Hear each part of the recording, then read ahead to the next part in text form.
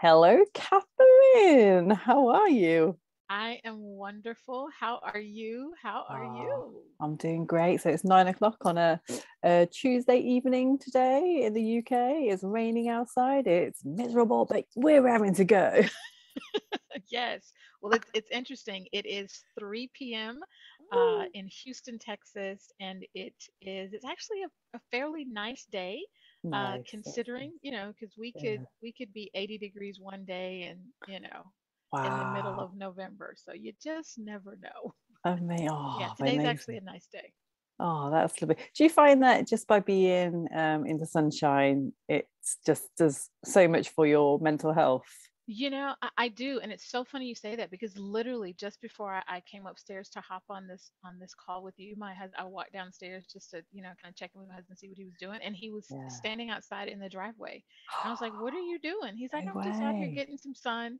So we just stood out there and looked at a tree in our front yard and just kind of stayed out there for a few minutes in the sun because I think with the pandemic, everybody's inside so much now, Yeah, and I think we forget we that we do. really do need to go outside and get some sun and some fresh air. So yeah, I totally agree with you.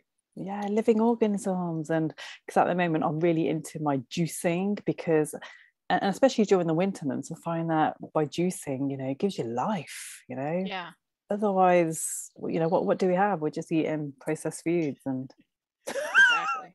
Exactly. And we eat way too much of that for sure. Ugh. Yeah. Anyway, that's for another episode, right? Yeah, yeah, we'll save that for the next time. It's a whole nother conversation. That is so, Katherine, no, thank you so much for coming on. And you've had a very traumatic childhood. Is it fair to say? And I you think know, that's fair. yeah, you got a published author. You've got how many books now? Just one. Okay, There's another one that's brewing, we'll yeah, say. I've seen that It's about the Yeah, grief, right?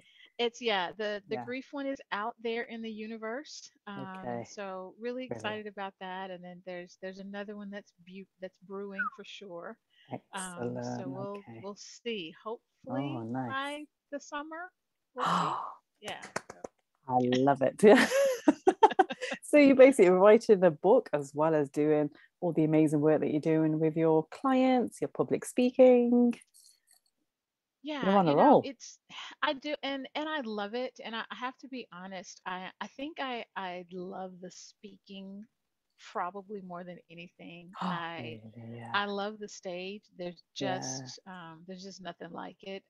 Just being Wow. able to reach. I think it's because I can reach so many people all at once. Yeah.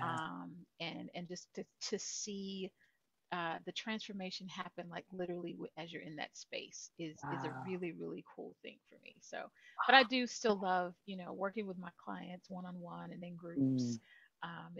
It's all quite frankly a joy. So yeah, it's That's- difficult work. I always say it's definitely hard work. It's not Yeah. the nice neat pretty stuff like, hey, let how to fix your taxes. It's like Yeah. or but Exactly. it's difficult work, but I always say it's necessary work. Yeah, because you're dealing with traumatic people, right? Yeah, yeah, folks that have been through some difficult stuff, and Mm. really wanting and needing to figure out how to move past that and really how to create Yeah. a life that trauma doesn't just linger and kind of hang on to them for the Yeah. rest of their lives. So that's really the work that I do, and it's really cool when you can see someone move from one space to Mm. the other. Definitely. Yeah. And we're going to go into that, the techniques that you use, especially EMDR. That one really fascinates me. Yeah. Um, but let's find out about you then, Katherine. Tell us, where you've come from and obviously where Yeah. you are today. Yeah, it's well, I am I always say I'm a small town girl at heart. Like that, But yeah. yeah, as you say, it's interesting. I do have a background of childhood sexual abuse. Mm, And that was as a teenager, I was right about 14 when that happened. And so had a really interesting situation where I was still in contact with my abuser literally into adulthood until he passed away. And wow. so that Okay. made for a very complicated um, Mm. situation, to say the least. Okay. As far as healing, as far as trying to make sense of it, as far as trying to figure out, just what the heck is going on. Yeah. Um, but one of the things that I say, and one of the reasons why I am so passionate about working with women, um, Mm. and particularly African American women who come from that history of childhood sexual abuse, is Yeah. that while I definitely went through and still suffered the effects of that, I Yeah. like to say I made it out relatively unscathed. And Okay. what I mean by that is, I didn't lean to some of those maladaptive coping skills that a lot of Mm. survivors do, in a way, just to be able to get through and just to be able to make it. Yeah. And so I didn't turn to the alcohol, I didn't turn to the drugs, I didn't No. turn to, a lot of the other behaviors. I was able to somehow figure out Yeah. how not to do that. And I Okay. say that, and I don't want people to hear that as, oh, she made it through and she's good, or, Yeah. somehow I'm better than them for coming through. It just means that that was my experience, Yeah. but it's why I am so passionate about the work, because I know there's so Mm. many women that's just not their story. There's No. been trauma, and there's so many things that they have had to do just to survive. And one of the things Yeah. I talk to women about is, whatever you did to survive, Mm. not beating yourself up about that, because that's what it was. It was your Yeah. way of just trying to survive. But that's a part of my story. Like I said, it definitely shaped who I am. It definitely colors the work that I do, and Yeah. why I'm so passionate about it. And again, I think, particularly, as I said, working with African American women, because just in general, um, there just aren't a lot of resources out there. There's not a lot of, quite frankly, attention paid to it. Okay. Historically, in African American homes and in our community, we don't talk about a lot of these things. No. What happens in the house stays in the house. You don't Yeah. talk about it outside the house.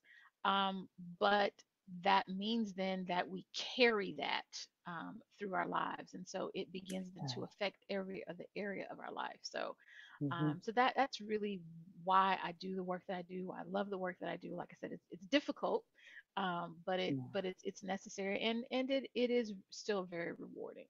It is, and absolutely, and I can relate to that because I'm from the Indian culture, and Okay, again, suppression and there you go. oppression. We can make a song about that: suppression, oppression. Exactly. It's strife. Nobody likes to talk about their feelings, about anything bad that's happened to them. It's just brushed under the carpet. Yeah, yeah. You push through, Mm. you keep going, you suck it up, you deal with it, Mm. and you don't say anything about it. Oh, But that honestly, that is so. I mean, we know that is just so incredibly unhealthy. it's And we can just awful. pinpoint all of the things that fall out from that. Yeah, it The is. issues with Yeah. mental illness and PTSD and depression and anxiety, and the list just goes on and Mm. on and on. So, It is. So did you not suffer from trauma, PTSD, would you you say? know, I didn't. Okay. Certainly there were triggers and things that would come. Yeah. And so I thankfully have been able to, through counseling at different stages of Yeah. my life, That's good. Yeah. work through that, to where it wasn't so overpowering Okay. that I wasn't able to function in that Yeah. way. Okay. So there was a period where where I had some nightmares for a period of time, and I was like, okay, wait a minute, what is this? Where's it from? Yeah. And then you identify that and go, oh, okay, it's Yeah. that. Hmm. And start to make those connections, and then do the work to unravel that, and begin to Yeah. heal. But it's I like to say that what I've gone through has been, I hesitate to use the word mild, but Yeah. it's been manageable. I'll say Okay. Yeah. that. And I am, a woman of faith, and I always say the only reason that I am as sane as I am, Yeah. and managed, managed not to have some of those really significant issues is Yeah. really only because of God's grace. And, Oh, that's however, beautiful. and for whatever reason, He chose to do it this way with me. Yeah, but again, I recognize it. That's just not the story for everyone. So. Yeah. Oh, absolutely. So what is it that made you go into this line of work? So it's interesting. Early on, it was just about, you go to school. Yeah. Um, I always enjoyed psychology. Took a class in high school and was really fascinated by it. Mm, So got to college and decided, yeah, I think this is what I want to do. And it was more just about I want to help people. Didn't really yeah. know what that meant at the time. Yeah. But interestingly, when I graduated from college, it was about my mom was like, okay, so you need a job, like Yeah. like just go to work. I don't care what you do. Yeah. And at that point, I really started working with individuals who were suffering from severe mental illness. Okay. So, your Hmm. schizophrenia, your bipolar disorder, those really, really significant issues. And I loved it. And quite frankly, I enjoyed working with that population. I've done a lot of work in crisis hospitals and Okay. inpatient psych hospitals and those things. And I really, really loved it. But after Mhm. doing that for a while, then you start to find your groove and find your Yeah. niche and find where really you want to land your hat. Yeah. And that's and when I really started moving more into the trauma space, Okay. and really wanting to work more primarily with women, who Mm, had this history. Obviously, coming from my own history, because what was happening is I was seeing so many women who just through the course of regular counseling or coming yeah. in, who may be dealing with some of those significant issues, and it was always in their background. It was always there Yeah. somewhere, and I was like, okay, wait a minute, what is Yeah. going on? So so that's really what drew me to it, and I love it. I really, really do. Yeah. It's great work, and just being able to, because part of it is helping women to understand that there really is a light down there. Like There is. you really can live beyond that trauma. You don't have to just Mm, carry it, and live in the silence and the secrecy of it. So exactly. Yeah. And it's so powerful because, and it's something that you said earlier, the fact that, a lot of the decisions that you make in life, a lot of your relationships that you get into, you kind of reflect back, you think, yeah, that was probably because of the fact that, I was sexually abused. It all makes yeah, sense. And you just, absolutely. you just start to realize these patterns as you're getting Yeah, older. you start to Crazy. connect that line and connect the dots. And I Yeah. know one of the things I'll say for me, once I began doing the work, many years Mm, ago, one of the things that I had to learn about myself is that the abuse taught me yeah. how not to say no, if that makes sense. Ah, yes. I Yeah. I didn't I didn't know how to say no. Okay. And as I began to look at certain, points in my life and where Mm, things would happen or where I engaged in things or, agreed to or didn't, whatever it was from that space. I was like, wait, I I don't always know how to say no. yeah. And that's where it had come from. And so Yeah. there's then the work and the unraveling of that piece. And so it's always looking at what has the abuse taught me that I'm carrying Mm, with me that's not serving me, yeah. as I'm moving through my life. It is. And that all comes from self-awareness. It does. It Mm, does, and being aware and recognizing those patterns. yeah. But it can be scary because, Mm, I always say it's always easier, whenever we're dealing with things, to take the mirror and hold it up to somebody else and show yeah. them like all their stuff. Yeah. Because when you do that with yourself, you hold that mirror up and you become self-aware, well, then there's a decision that has to be made. It's like, Yeah. okay, I see this, so now am I going to do something about it? Or am Yeah. I just gonna pretend like I really don't see it? And Mm, oftentimes it can be really scary to do the work to try and adjust what you see in that mirror because it's hard, and a lot of times it forces you to look at some other things that could be even uglier behind that, and yeah. that can just be really very, very scary for people. Sometimes Can, it's easier to hold on to and deal with, the hard that I already know, as Yeah. opposed to moving to this new hard that I don't Mhm. really know how that's going to work out. So let me just stay right here. So true. And I guess, that's where the pattern comes from, where people just end up not talking about what's happening to them. Exactly. Yeah. Yeah. It's we say that it's easier, but when you start to work with women and help them understand, it's really Mm, not. no, It's just a pattern that you've fallen into. So, it is. It is. Oh, wow. And like, so, when you are obviously seeing your clients, mhm, can you, like, let's just say you have someone who is traumatized compared to someone mhm. who isn't, can you actually tell just by the first few seconds of seeing these people whether they are traumatized or not? Sometimes I wouldn't say the first few seconds, but certainly after that first session and having a Mm. conversation and digging into, okay, the $1 million question. Okay, so what brings you in today? Yeah. What brings you here today? Yeah. Or I know that there's one which, because one of her recent books, it's Yeah. what happened to you. I love Yeah, that. exactly. Yeah. Exactly. And it's interesting you say that because that's how I tend to approach things when I see Mm. people. And particularly when I'm looking at behaviors that traditionally people would say, well, why is she doing that? Or why is Yeah. it? I always go to what happened? Like Yeah. what's behind that's driving that behavior? But to your question, it's typically after I've begun to ask, that question of, so tell me what brings you in Yeah. today? And Yeah. it usually most of the time it doesn't start, they within that space of, well, so yeah, I was, traumatized as a kid, that's why I'm here.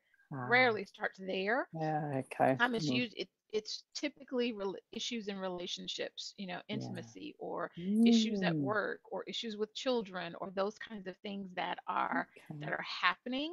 Yeah. Or it may be, I'm starting to feel really sad, I'm having some depression, or I'm having some anxiety and I don't know where it's coming from.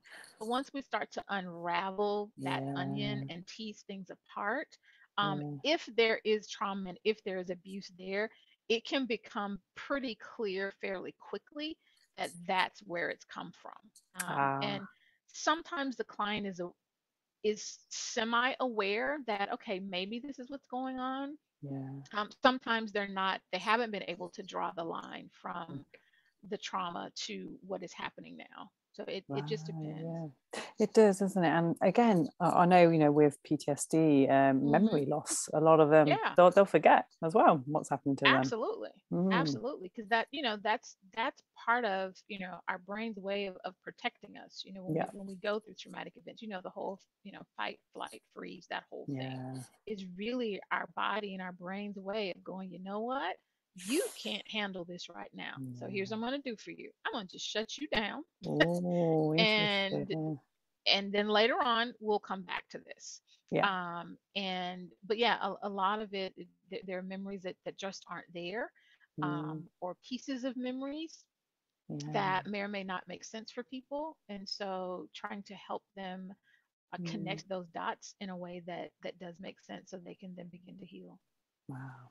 Yeah, let's move on to connecting those dots and some of the processes that you use to release. Is it fair to say release the trauma? Because I know there's a lot of debate going on there, like we don't release it, you know i I I am not averse to that. I think I really do think there's some truth to that idea of releasing, because what we do know is that trauma really does body. We store it, we feel it in our Yeah. bodies.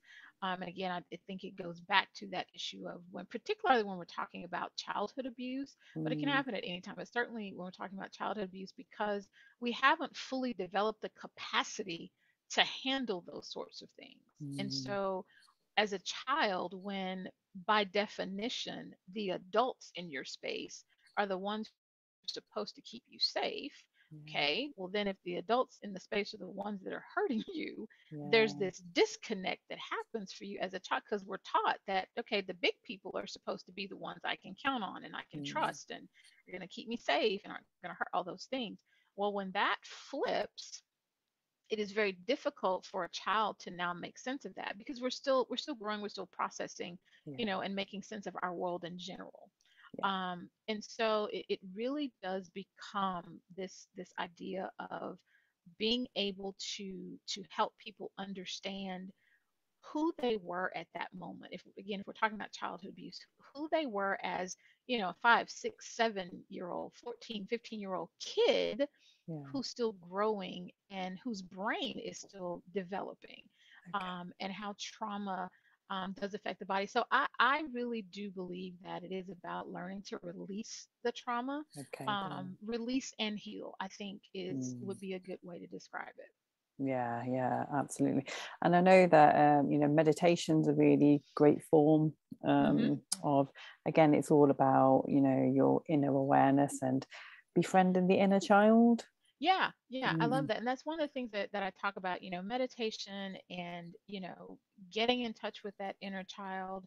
You mm, mentioned EMDR, there are tons of, yeah, deep breathing exercises, guided imagery, grounding are all really good ways to help survivors, particularly when they're in that heightened state, yeah, and particularly when the triggers are really, really causing some mm, significant distress. Those are some really good techniques that can help. mm. I like EMDR because, for whatever reason, it works pretty quickly. Yeah, does The it? just the mechanisms of it, the tapping, the bilateral stimulation, and what Mm, it's able to do. Clients are able to see results fairly quickly, mm, as compared to traditional talk therapy and some of the other things that we do.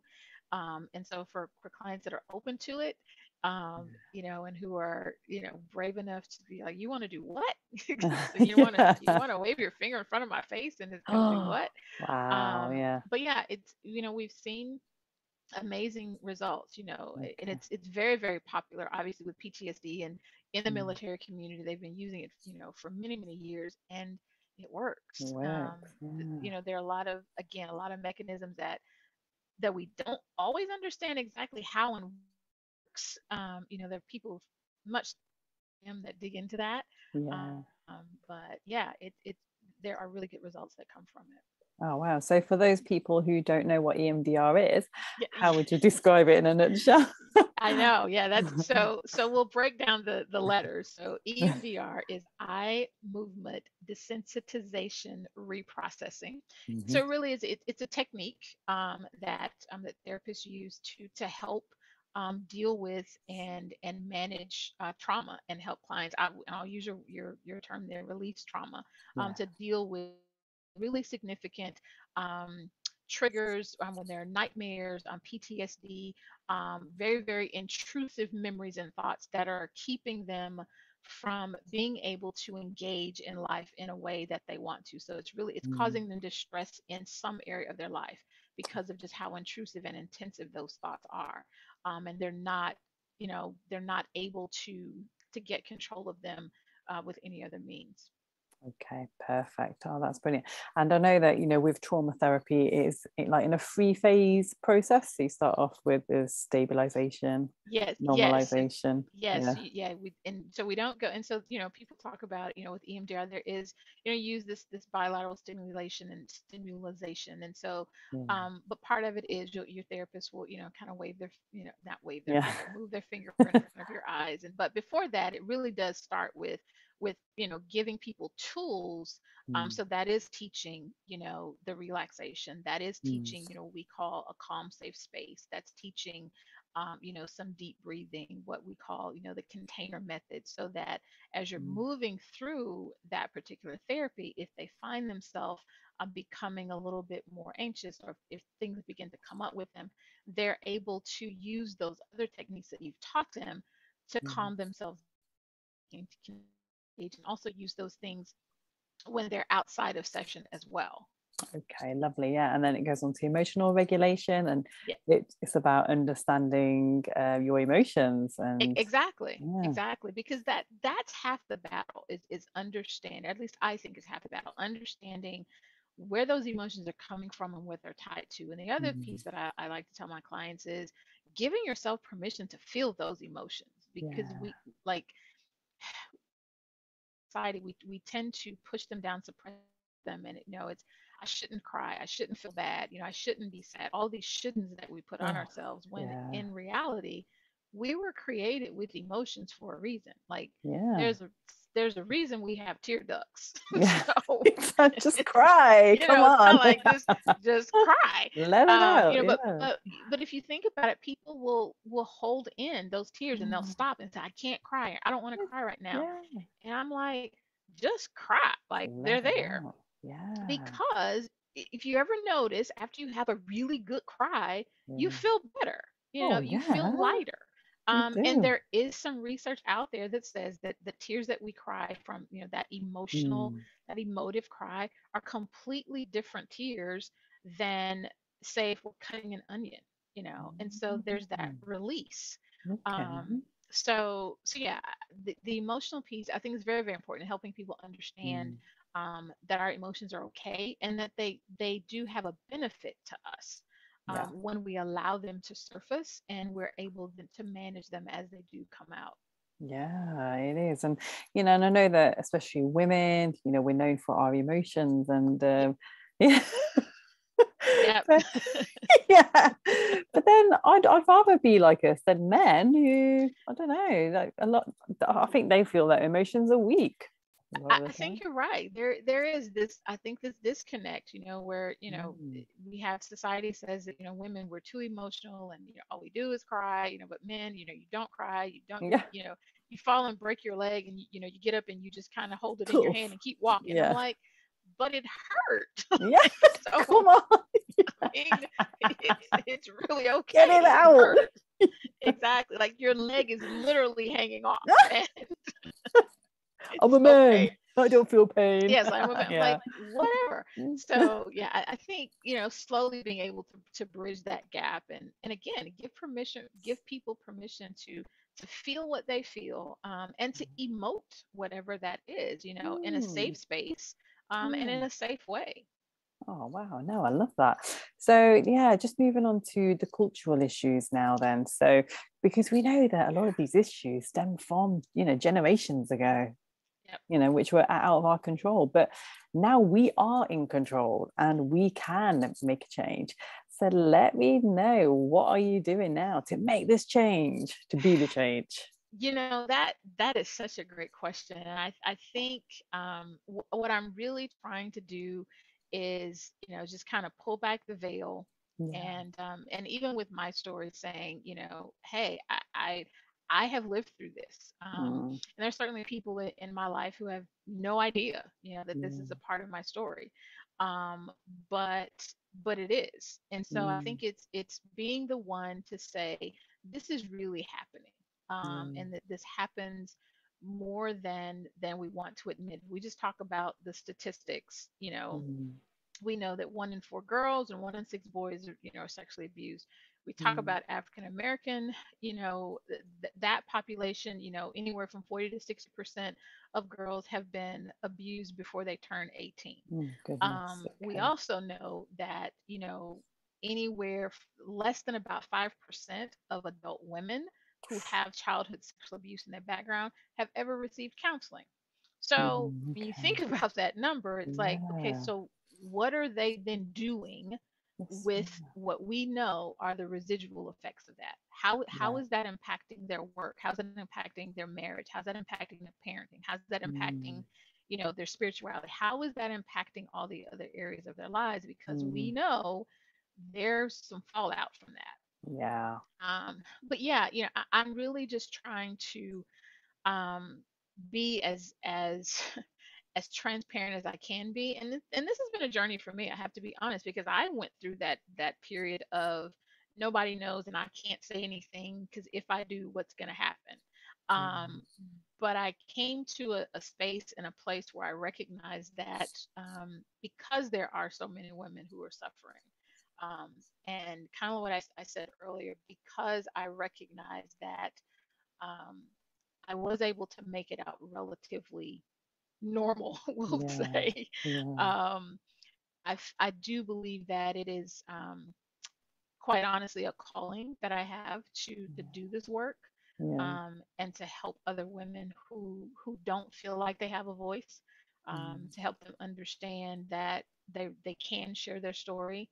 Mm. Um, They don't have to live, in silence. They don't have to live bound by the abuse. And a lot of times when I talk about sharing your story, you hear people talk about that all the time. And I'm not Mm. talking about being on a podcast like this or Yeah. writing a book or being on a stage.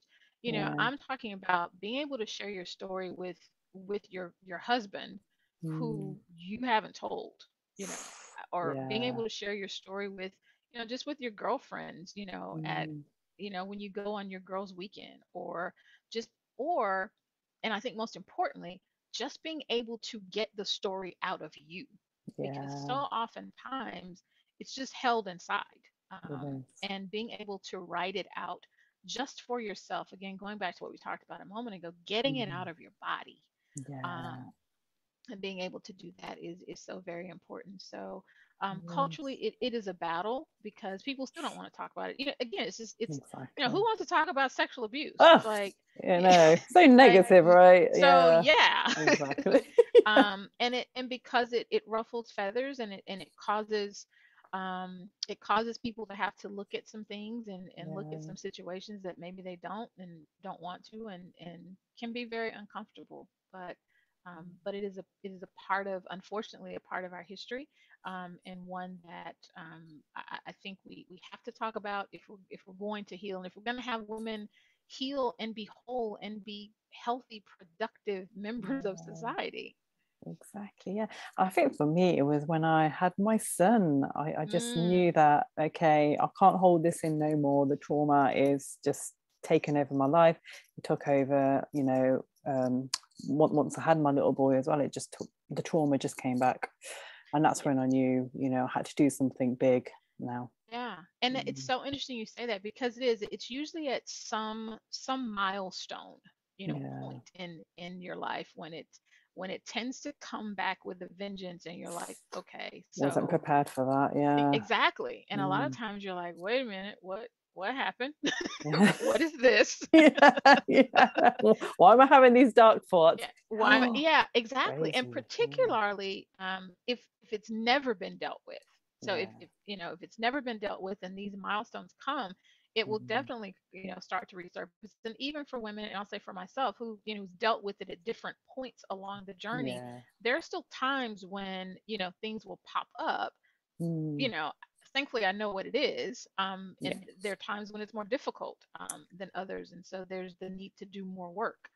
but Yeah. but yeah, I think the awareness is such a big piece, for women, Mm. and letting them know that there are, outlets, and there are people who are there and available to be a safe space for Yeah. them to be able to just breathe, to let it go, to Exactly. share the story, and the story will stay where it is.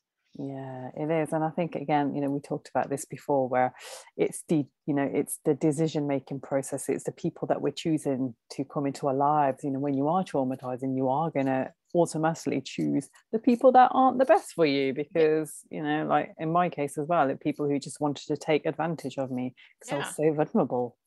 exactly. And that's it. You're Mm. so vulnerable, and you don't always realize where it's coming from. You're like, why are all the people that I'm with, like, why does this keep happening? Yeah. And it's because again, I go back to, what has the trauma taught you? What did Mm. the abuse teach you, that's not serving you well? Yeah. Able to Yeah. identify that, so you can make that pivot and go, okay, nope, not doing that anymore. Yeah, this is it. And it's about learning, and that's something that I never did. I just weren't learning, so I'm just, yeah. And to me, that's a failure, when you're not learning from your mistakes. Exactly. It's like, Exactly. Yeah. You at some point you got to go, okay, wait, this uh is not working. Loserville, right? Yeah, it's time to make a change. Come on, right, time to get some therapists Exactly. on board. Yeah. Yes. Let me call somebody. Yeah. Call in reinforcements. Yeah. Oh no. So like, yeah, so just wanted to ask about your book on grief then. So what made you write about grief? Yeah. So, there's always a story. Yeah. So much like my work with sexual abuse, the grief piece was born out of the, or my my focus on grief was Mm. because I, I obviously had done grief work and counseling for years, and you go through and you teach people and all of that good stuff. Yeah. But the book really came out of my own experience after my mother passed away. Oh, And okay. this has been, she passed away right about 10 years, exactly 10 years ago, last month. Wow. And again, I'd been working in counseling and teaching people how to grieve for years. But when my mother passed away, I didn't know what was happening. Right. And I came to this space where I was like, wait a minute.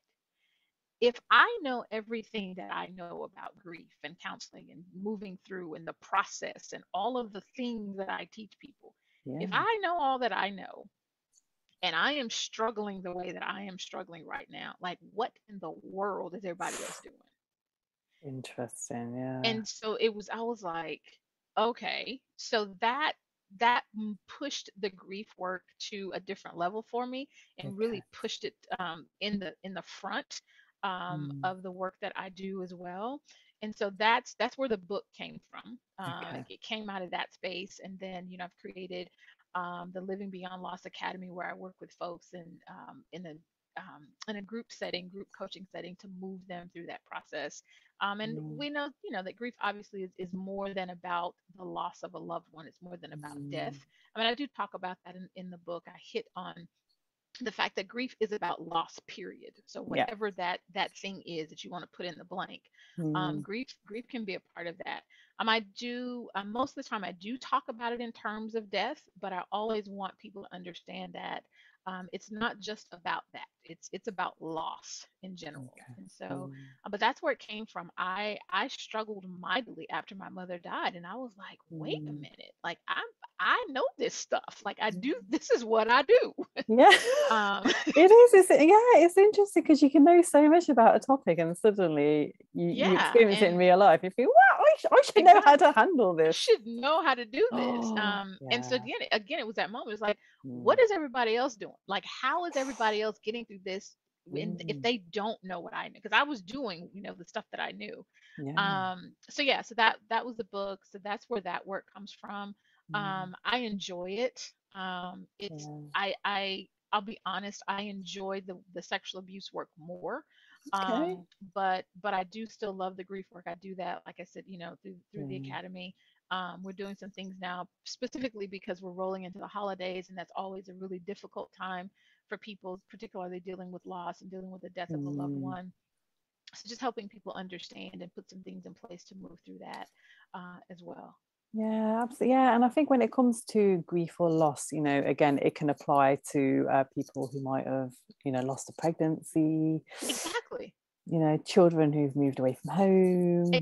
Exactly. I'm so glad you say that because I remember I Mm. had a client years ago, and her child, graduated from high school and went Mm. away to college. And so it's supposed to be, this exciting Happy. time. And Yeah. she was not okay. Yeah. And she came in and she felt bad. She's like, I don't know what's wrong with me.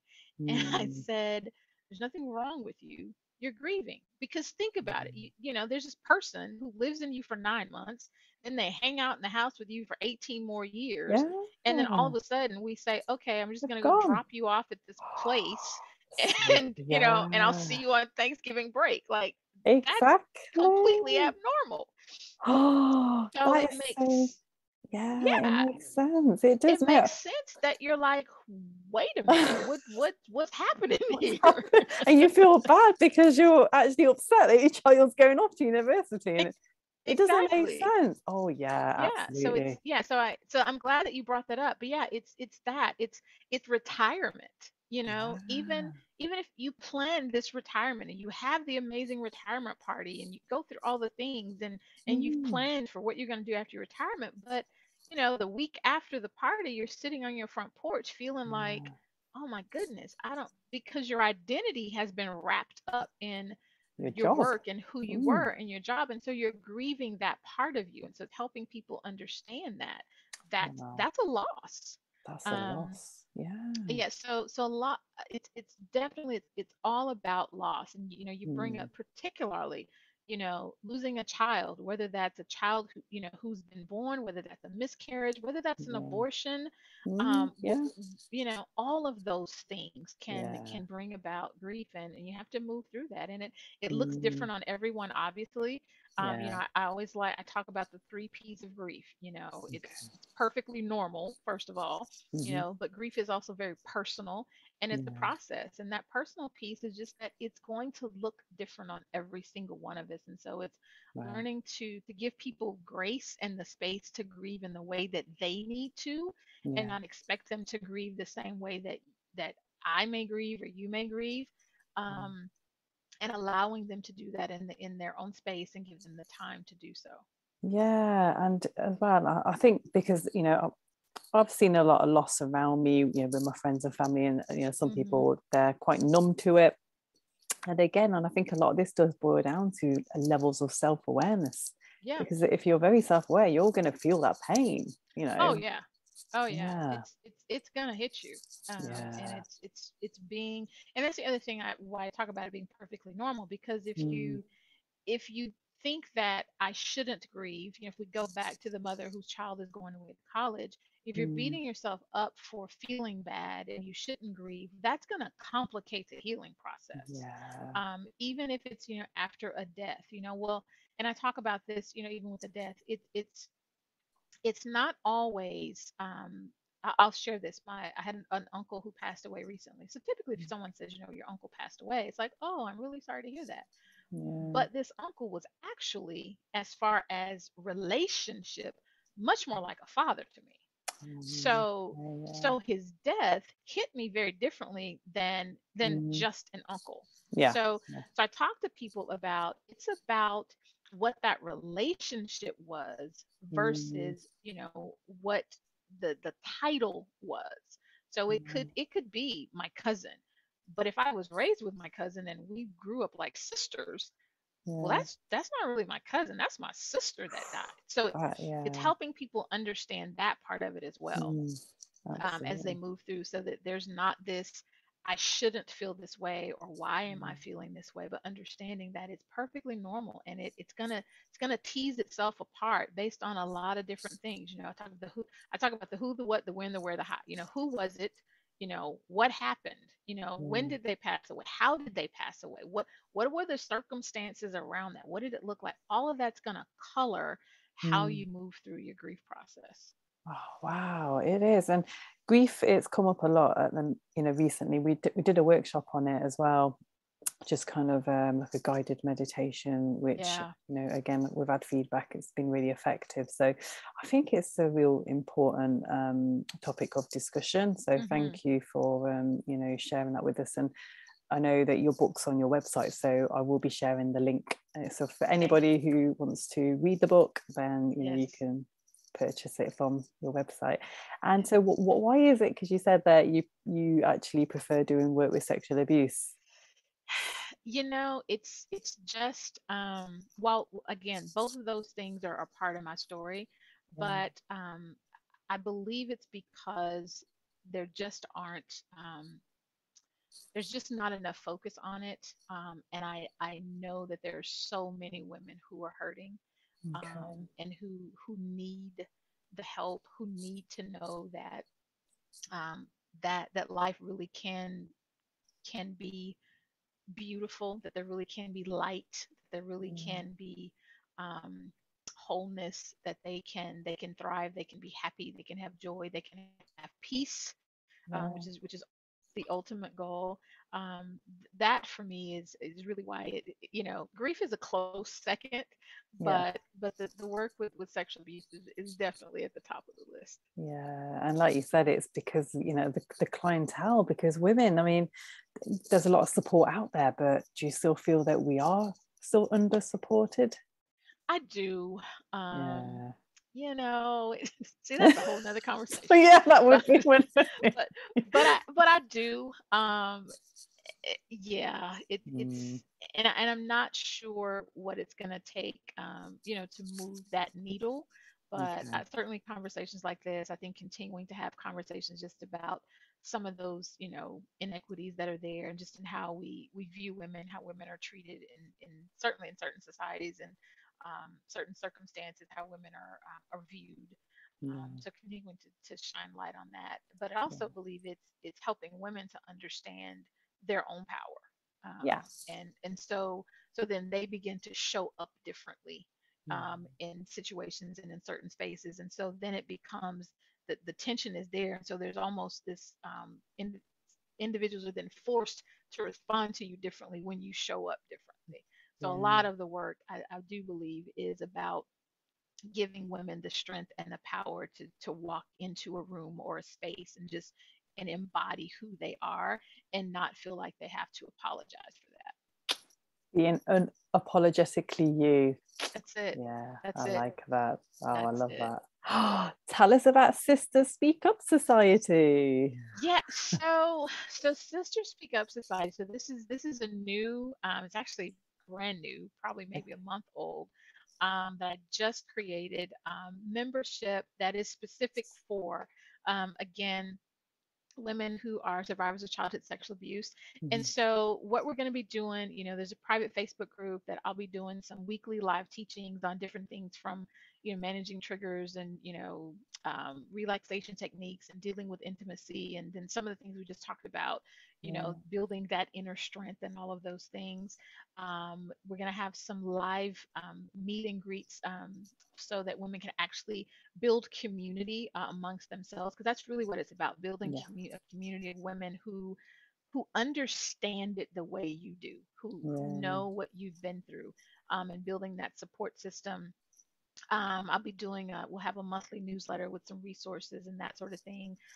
The goal is to have to build up to a yearly conference that we'll have, or we'll have teaching, we'll have some really cool, I'll call it relaxation and self-care pieces Right. to the puzzle as well, teaching women how to do that. We'll be doing a brunch here in Houston. So just a lot of really good Nice. work. And it's really centered around, like I said, building community for women, Mm. um, who, because it's kind of one of those things, you don't walk outside and go, so yeah, I was abused as a child. Like, No, you it's just don't say that. you just don't go, Yeah. go to the grocery store and say, so hi, how are you? Yeah, by the way. By the way, so it's really about building It's, building a community and that's true. helping women find their tribe, of folks Yeah. that they can come in, they can be safe, can be who they are down.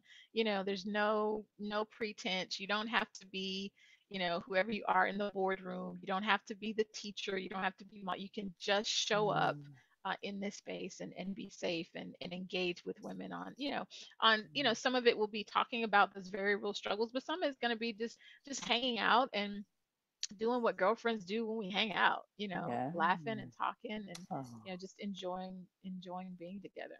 And again, you just made me chuckle because I wrote a book about sexual abuse, and for me, it's I've basically normalized it in my brain, but I know Yeah, that my family and friends still haven't, so they're all quite secretive about it still. Where they're like, yeah, yeah, man, sexual abuse and trouble, because it's been part of my life and I'm dealing with it. Whereas everyone's like, when I just hear like random people talking about it, they're like, oh, yeah, I read her book. I'm thinking, how did you find it? But it's not. yeah, yeah. You're like, it's out there in the universe. I want you to find it. Yeah, Exactly. it's on Amazon. It's not a secret anymore. Come on. Right, right. Oh, That's the honestly, thing. yeah, It's so funny you say that. Yeah. it is. But I And I totally get it. Yeah. because even my podcast as well, it's supposed to help to normalize it, but some people, I think we've got a long way to go. Yeah, we do. Mm, We really, really do. And so that's why, mm, I certainly so appreciate the work that you do. And it's always good to have these conversations.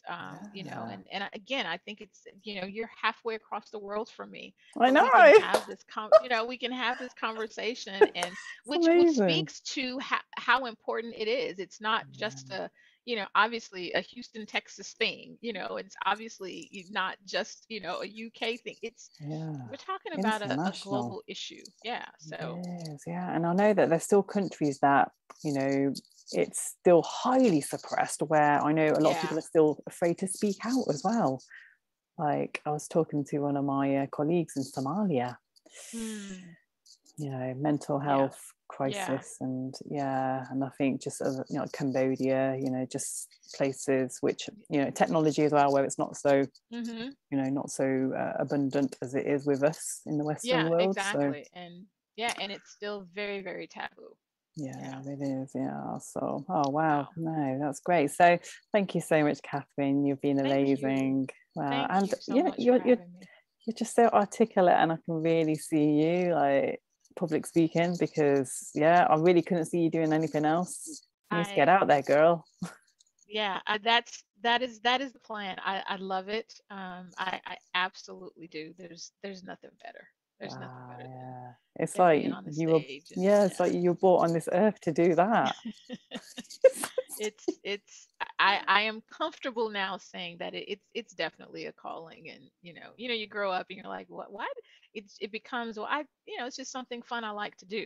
But you grow and you mature and you recognize, it's deeper than that. So Yeah, absolutely. You yeah. got this way to obviously, send your messages out to your listeners, and Yeah, very charismatic way as well. So, I yeah. appreciate that. I really do. This has been Oh, wow. great. Thank you Yeah. so much. Thank you so much. That's lovely. And so, yep. So, all my listeners and watchers, because this episode will be on YouTube as well. So, I'm glad that you made an effort today. Yeah.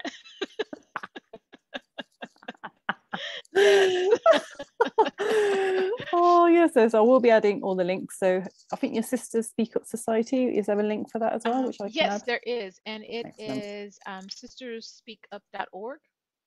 Okay, excellent. Yep. That's easy. Brilliant. And I'll add all these into the description. So Awesome. you can catch Katherine via her website, her social media channels, buy her book on grief, because I feel that, well, I already feel it's going to be so valuable. So I'm definitely purchasing that. And, please do get in touch with myself or Katherine if you have any Yes. questions about this episode, about grief, about trauma, because Katherine, very 25 years of experience now, so very knowledgeable in your area Yeah. of expertise. So Wow. yeah. Again, every time I say that number, it's like Oh. have I been doing this long? 25 years. Okay. Yeah. It's like 2 decades and a half. Wow. Exactly. Oh, lovely. So, listeners and watchers, I look forward to the next episode, and please do rate, review, share this episode with anyone who you feel could benefit. We love you, and stay Yes. blessed. Ciao. Take care.